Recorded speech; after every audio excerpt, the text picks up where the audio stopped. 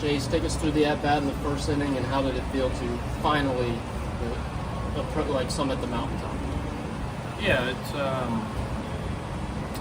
it was fun. Got a fastball, swung through it, and then I think he backed up a slider that just hung up and just tried to get my best swing off, and luckily I did.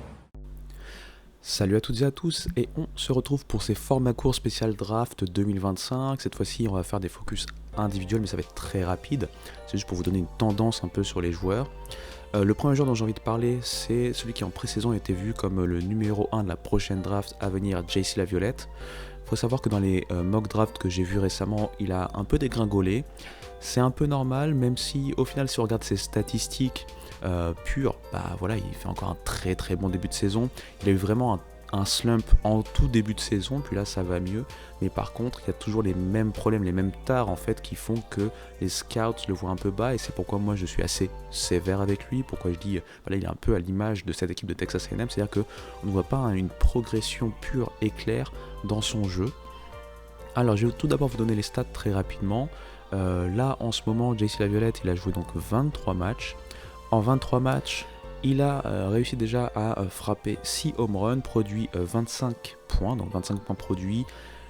Par contre, là où le bas blesse, comme je le disais, et c'est pourquoi je suis assez sévère avec lui, enfin pas moi, les scouts déjà le font un peu dégringoler, c'est qu'il n'a pas montré de progression par rapport à sa propension à se faire strikeout. Il a déjà été strikeout 22 fois en 23 matchs.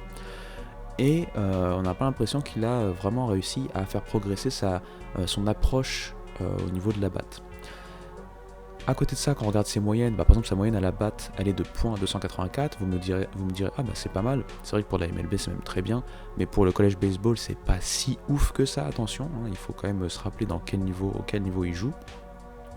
Et après, quand on regarde son OBP, c'est un OBP quand même assez sérieux, .434, un slugging percentage de .568 et donc un OPS de 1.002.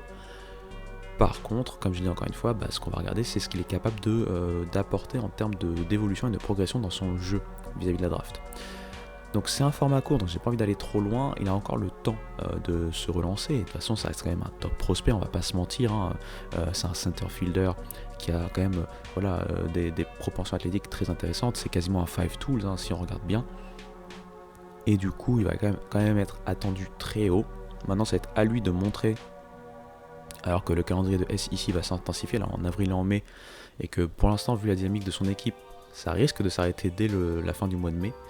C'est à lui de montrer sur ce stretch qu'il est capable de faire progresser son jeu, d'apporter plus de réponses aux questions que soulèvent les scouts. Et pour moi, JC Laviolette reste un de ses top prospects pour la draft 2025.